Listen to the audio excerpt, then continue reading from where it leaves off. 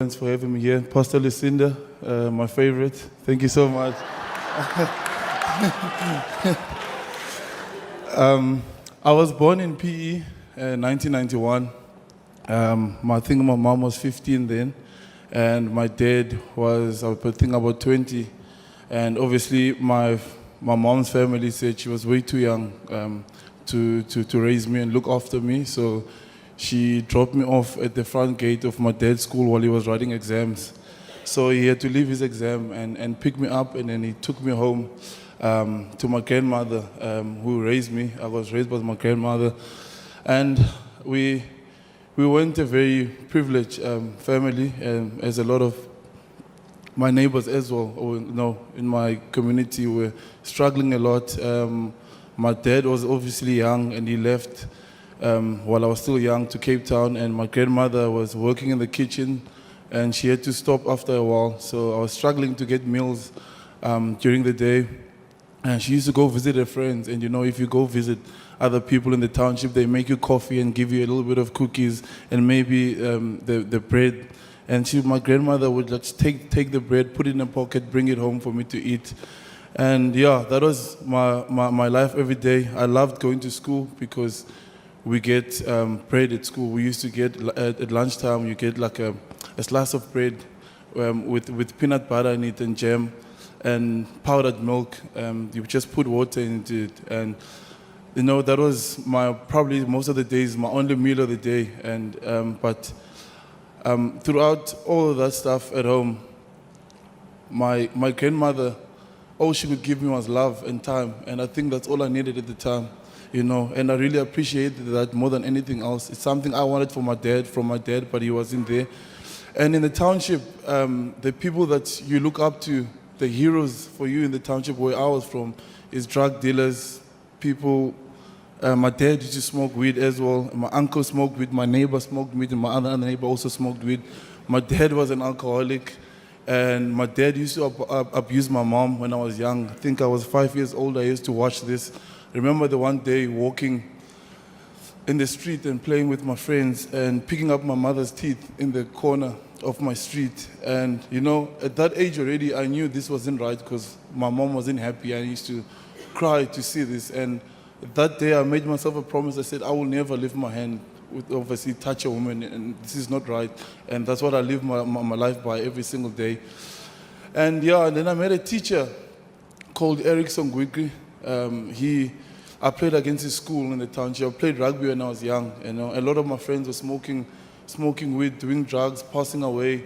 And obviously, when I'm young, I'm also seeing my dad doing all this stuff. I think it's the way to go. So I experimented a little bit, but it wasn't working out for me. So I started playing rugby. And my dad also played rugby. And every single day, I would go to school, do my homework at school, finish it, then go to training, get home. If there's a meal, I will eat, or just go straight to bed. My grandma used to make me sugar water in a big jar, jar, and I would drink it. And she would tell me, when you wake up, you'll be like in the morning you'll be fine. Then I would sleep, wake up, no hunger during the night. I sleep through the night, and I piss my bed every now and then she smacks me. So that kept me going.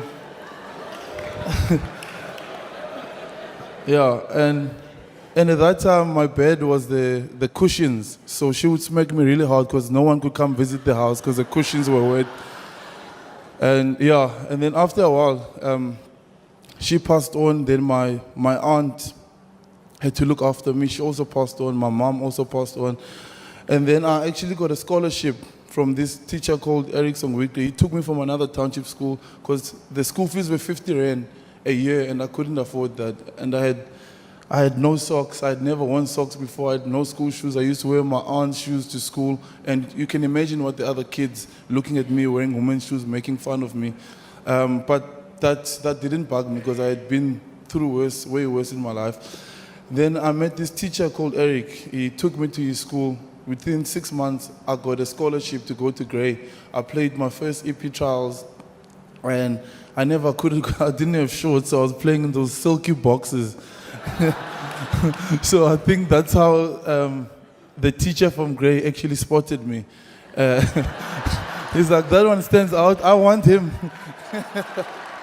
There were actually two other boys that were much better than me in rugby. So we went together to Grey.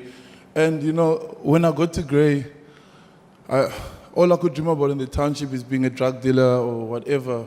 Then I got to Grey and I hear these kids. First thing I got there, I got a pair of socks. I was like so happy. I had like 5 socks, more than 5 socks.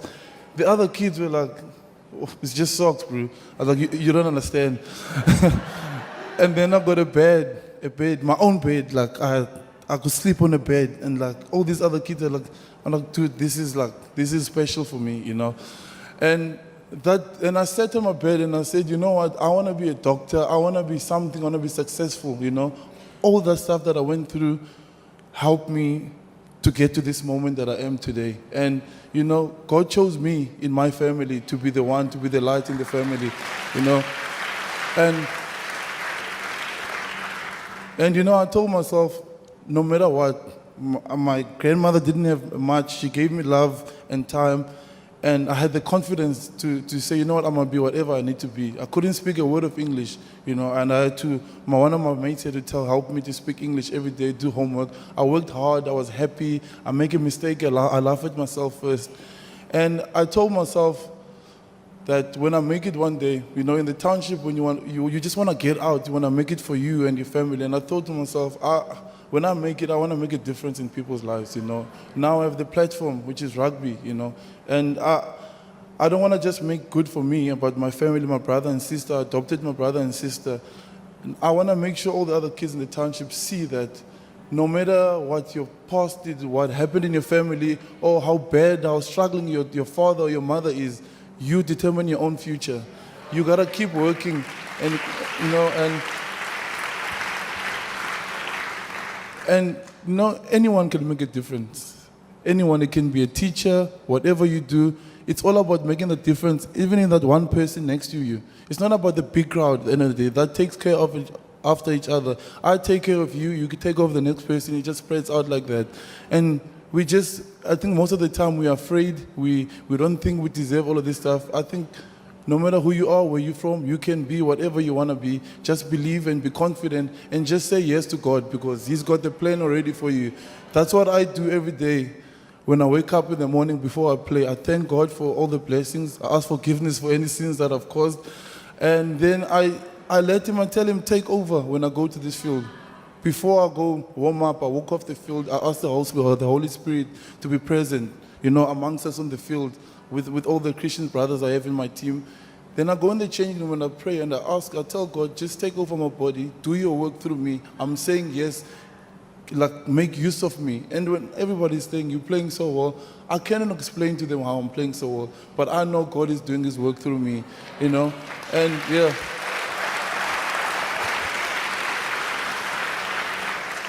And that's my dream every day, to inspire people by the way I play, help as many people as I can. I donate to my school in the township, give them jerseys.